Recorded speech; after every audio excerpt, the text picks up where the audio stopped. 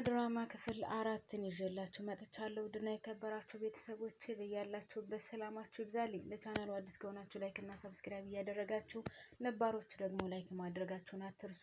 ክንዴ ይህን ድርጅት ለራሱ ለማድረግ የማያደርገው ነገር ወይም የማይቆፍረው ድንጋይ የለም። እናም ልዑል ሁለተኛ ልጅ ነው። ክንዴ የመጀመሪያ ልጅ ነው። የቤቱ ከእናት ሳይሆን በአባት ብቻ የሚገናኙ። ልዑል ገና ተምሮ አሁን ነው የጨረሰው እና ልዑል የሚፈልገው ወይም መስራት የሚፈልገው እሱ የሚፈልገውን እንጂ ሌላ ስራ መስራት አይፈልግም። አባትየው ደግሞ በድርጅቱ ውስጥ ገብቶ ዋና ኃላፊ ሆኖ እንዲሰራ ይፈልጋል። ክንዴ የትምህርት እውቀት ያን ያክል የለውም። ነገር ግን ያው የበኩር ልጅ ስለሆነ በዛው በድርጅቱ ውስጥ እየሰራ ነው። እናም በዛ መካከል ደግሞ የልዑል ጓደኛ የሚሆን ማርክ የሚባል ጥሩ ጭንቅላት ያለው በዛ ድርጅት ውስጥ ተቀጥሯል። እሱን ደግሞ ክንዴ ተብዬው ግለሰብ አልወደደውም። ምክንያቱም ያልወደደበት ምክንያት ደግሞ ክንዴ በጣም ብዙ ነገር እያጭበረበረ ነው። አጭበርብሮ ድርጅቱን በራሱ ስም ለማዞር አባቱን እያታለለውና እያሞኘው ነው ያለው። ይህን ነገር ደግሞ ማርክ ስለሚያውቅ ወይም ማርቆስ ስለሚያውቅበት ማርቆስን ለማስወጣት የማያደርገው ጥረት የለም። ከማርቆስ በፊት እዛ ቦታ ላይ የሚሰራውን እንደዚሁ ጭቅጭቆ ነው ያስወጣው። እናም በጣም ስልችት ሲለው ያኛው ሲወጣ በዛ ቦታ ደግሞ ማርክ ይቀጠራል ማለት ነው። ማርክ የተቀጠረበት ስራ በትክክለኛው ስራ የሚሰራና በዛ መስሪያ ቤት አሉ ሁሉም ሰዎች ይወዱታል። ነገር ግን አንድ ሰው አልወደደውም። እሱም ክንዴም ያልወደደበት ምክንያት ውድና የተከበራችሁ ቤተሰቦቼ የሚሰራውን ስራ ስለሚከታተለውና ትክክለኛ ስራ ስለሚሰራ በየት በኩል እንደሚያሳልፍና በየት በኩል እንደሚያጭበረብር ስለሚያውቀው ለዛም ስለሚከታተለው በዛ ላይ ደግሞ በጣም የተማረ ስለሆነ እንዴት መሰራት እንዳለበትና በየት በኩል እያመለጠ እንደሆነ መረጃው ወይም ዶክመንቶቹ እየደረሰበት ነው ማርቆስ ማለት ነው። ይሄን ነገር ደግሞ ክንዴ በጣም አልወደደውም። ምክንያቱም ሁሉን ነገር ለራሱ ነው ማድረግ የሚፈልገው። ልዑልን እንኳ ከዛ ድርጅት እንዳይሰራ ወደ ውጭ ሀገር መሄድ አለብህ፣ እዚህ መኖር የለብህም እያለ እየጨቀጨቀው ነው። እናም ይህን ሁሉ የሚያደርገው ጥረት እቤት እየሄደ ሰዓት፣ ወርቅ የተባለ ነገር ሁሉ እየሰረቀ ሰራተኞቹን ራሱ እንዲጮህባቸው እንዲሰደቡ እያደረገ ያለ ነው ማለት ነው ክንዴ። በሌላ በኩል የሰራተኛዋ የኤልሳ ልጅ ዮሐና ቡና እያፈላች ቁጭ ብላለች። ወይዘሮ ኤልሳ እና ባለቤቷ አብረው ቁጭ ብለው እያወሩ እያለ ልጅሽ ልዑል ከድርጅቱ ስራ ብለው እምቢ ብሎ በቃ ከቤት መባረር አለበት እያለ ሲጨቃጨቁ ወይዘሮ ኤልሳ ደግሞ አረ በፍጹም ልጄ ለምንድን ነው ከዚህ ቤት የሚወጣው? በፍጹም መውጣት የለበትም ትለዋለች። እሱም አየሻት አይደለ ይቺ የ17 ዓመት ልጅ ናት እንግዲህ ማለት የሰራተኛዋን ልጅ ማለት ነው። የ17 ዓመት እድሜ ቢኖራት ነው። ነገር ግን ህይወትን ለማሸነፍ እንደምታያት ደፋ ቀና ትላለች። እና እነሱ ግን የአባታቸው ድርጅት እያለ እዛ መስራት አይፈልጉም። ስለዚህ ዮሐና አሁን ተነሽና ሄደሽ የልዑልን ልብስ ሰብስበሽ ወደዛ አውጭለት፣ ከቤት መውጣት አለበት ብሎ አባትየው ወይም የቤቱ ባለቤት የሰራተኛዋን ልጅ ዮሐናን ሲያዛት፣ ባለቤትየዋ ደግሞ ወይዘሮ ኤልሳ አረ በፍጹም ምን እያልክ ነው ያለኸው? ደግሞ ከሰራተኛ ልጅ ጋር ልጅን ታወዳድራለህ እንዴ? ቆይ ምንና ምን ተገናኝቶ ነው ከእሷ ጋር የምታወዳድረው? በይ አርፈሽ ተቀመጪ፣ እንደውም ሁለተኛ ከዚህ ቤት እንዳለሽ ብላ ልጅቷን ትጮህባታለች። እሷም ምንም አላለችም። እናም ሰውየውም ለምንድን ነው እሷን የምትጮህባት? ለምን እንደዚህ ትጮህባታለሽ? ምን ያደረገችሽ እሷ? እኔ ነኝ እኮ ያዘዝኳት ሲላል፣ አይ እንግዲህ አይመለከትም። ደግሞ ልጅን ከሰራተኞች ጋር ታወዳድርብኛለህ እንዴ? እንጉድ እኮ ነው። የማይሰማ ነገር የለም። ሁለተኛ ከዚህ ቤት እንዳላይሽ ትወጫታለሽ ከዚህ ቤት ብላ ልጅቷን ትጮህባትና እሷ ተነስታ ትሄዳለች። ከዛም ልጅቷ ቡና እያፈላች ስለነበረ ጋሼ አንድ ነገር ልጠይቀውት ስትለው እሺ ጠይቄ ይላታል። እና አንተ ጠንካራ ሰራተኛ ነው አይደለም የምትፈልገው?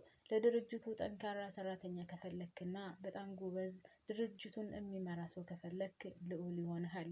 ልዑል በጣም ጠንካራና ጎበዝ ሰራተኛ ነው። ስለዚህ ልዑልን ቅጠረው ስትለው እሱም ቀጠል ያደረገና ከመባረሬ በፊት አንድ ጥሩ ነገር የመጨረሻ ቃል ልናገር ብለሽ ነው? ችግር የለውም ጥሩ ንግግር ነው የተናገርሽው። ነገር ግን አንቺ አሁን ስንተኛ ክፍል ነሽ ብሎ ሲጠይቃት እሷም 11ኛ ክፍል ነኝ ትለዋለች። እናም በቃ ችግር የለውም አንቺ ጎበዝ ተማሪ ስለሆንሽ እኔ በህይወት እስካለው ድረስ ትምህርትሽን ጨርሰሽ ከዛ ስትመረቂ በእኔ ድርጅት ውስጥ እንደምትቀጠሪና እንደምትሰሪ ተስፋ አለኝ። እስከዛ ድረስ ግን ጠንክረሽ ተማሪ ይላታል ማለት ነው። በሌላ በኩል ክንዴ ተብዬው ግለሰብ የልዑልን ጓደኛ ማርክን ሳይሆን ሌላ ልዑልን የሚፈታተነው ልጅ አለ። እንደውም ከዚህ በፊት ክፍል 2 ላይ የሆነች ልጅ አርግዣለሁ ካንተ አርግዣለሁ ብላ ከልዑል መጥታ ነበር። ነገር ግን ልጅቷ አርግዛ ሳይሆን ይሄ የልዑል ጓደኛ ተብዬው ልጅ ቢኒ ይባላል እና እሱ ብር ስለፈለገ ብቻ ያው እነሱ ሀብታም ስለሆኑ ብር ማግኘት ስላልቻለ ስለሱ ስለዚህ እኔ አርግዣለሁ በይውና አንድ ቀን ጭፈራ ቤት አብራችሁ አድራችኋል። ስለዚህ በዛን ሰዓት አርግዣለሁ በይውና እናም ብር እንቀበለዋለን ይላታል። እሷም እምቢ ብላ ነበረ መጀመሪያ ላይ። በኋላ ግን እሺ ብላ ተስማምተው ልጅ እንደወለደችና የልጁ ማሳደጊያ ብር እንደምትፈልግ ትጠይቀዋለች ልዑልን።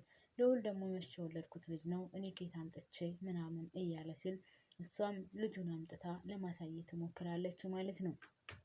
እና ማርክም ከሱ ጋር ስለሚዋደድና በጣም ስለሚያከብረው ልዑልን ችግር የለውም በቃ የዲኤንኤ ምርመራ እናደርጋለን ሲለው አይ ተስፋም የለኝ እኔ ሳስበው ልጁ ያለ ይመስለኛል። ምክንያቱም እሷ ለህፃን ልጅ የዛ መንገድ ላይ ስትሄድ አይቻለሁ ስላለው ማርክ በቃ እርግጠኛ ነኝ መሆን አለበት የኔ ልጅ መሆን አለበት እያለ ልዑል በጣም ተጨንቋል ማለት ነው። እናም ልጅቷም ሙጥኝ ብላለች። ከራሱ ከልዑል ጓደኛ ጋር ተማክራ ልዑልን ብር ለመቀበል አስበው እንጂ በፍጹም ለልዑል አርግዛም አይደለም።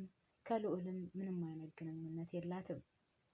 እናም በሌላ በኩል ማርክ ወደ ቢሮ ሲገባ ክንዴ የሆነ ነገር የተሳሳተ ነገር ሲሰራ ያየዋል። እና ምን እያደረክ ነው ብሎ ሲጠይቀው ምን አገባ ምን ይመለከትሃል? ይህ የአባቴ ድርጅት እስከሆነ ድረስ እኔ እንጂ ጠያቂ አንተ አትጠይቀኝም።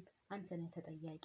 እኔ ሁልጊዜ ጠያቂ ነኝ አይመለከትህም ሲለው እውነትህን ነው ተጠያቂ አይደለህም አሁን በምትሰራው ስራ ሲለው ማርክ ክንድ አሁንም ቀጠል አደረገና አርፈህ ትቀመጣለህ አትቀመጥም? ይሄ የአባቴ ድርጅት ነው። ከፈለኩኝ እኔ አሁኑን አስወጣሃለሁ። ከዚህ ድርጅት አትሰራም። ይሄን ያየኸውን ነገር ለማንም ብተነፍስ ህይወትህን ታጣታለህ ይለዋል ማለት ነው። ማርክም ምንም እንዳላየ ነገር ሆኖ እሺ ብሎ ትቶት ይወጣል። በሌላ በኩል አሁንም ክንዴ የልዑልን ጓደኛ ያ ገንዘብ የሚፈልገውን ዱርዬውን ጓደኛውን እያሰራው ነው።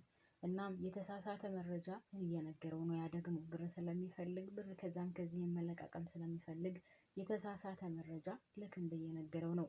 አባትየውም መበቀል እንደሚፈልግ ክንዴ ድርጅቱን በስሙ ማዞር ስለሚፈልግ ስለዚህ እንደዛ ካደረገ እኔ በቀለዋለሁ እያለ እያወራ እንደሆነ ይነግረዋል ማለት ነው። ይህን ነገር በነገራችን ላይ ልዑል ምንም የሚያውቀው ነገር የለም። ራሱ ፈልስፎ የተናገረውና ጓደኛው ብር ስለሚፈልግ ያን ብር ለመውሰድ የሚያደርገው ነገር እንጂ ልዑል ምንም የሚያውቀው ነገር የለም። እሱ ከምንም የለበትም። ከብሩም ከድርጅቱም ከምንም የለበትም። ብቻ የሆነ የሚፈልገውን ራሱ ስራ ሰርቶ መኖር ብቻና ብቻ ነው የሚፈልገው። ነገር ግን ሰላም ሊሰጡት አልቻሉም። ሰላም እየነሱት ነው ያሉት ጓደኞቹ፣ ወንድሙ ብቻ ምን ልበላችሁ የሆነ ብጥብጥ ያለ ቤት ነው ገና ከመጀመሪያው ማለት ነው። ይህን ሁሉ የሚያደርገው ራሱ ወንድሙና ክንዴ ተብዬዎቹ ናቸው እንደዚህ የሚያደርጉት። እናም ልዑልን አማረው ወደ ሀገር እንዲወጣለት የማድረጉት ስራ ተያይዞታል ማለት ነው። ውድና የተከበራችሁ ቤተሰቦቼ በአዲስ ቪዲዮ እስከምንገናኝ በያላችሁበት ሰላማችሁ ይብዛልኝ። እኔ እዛ አበቃለሁ።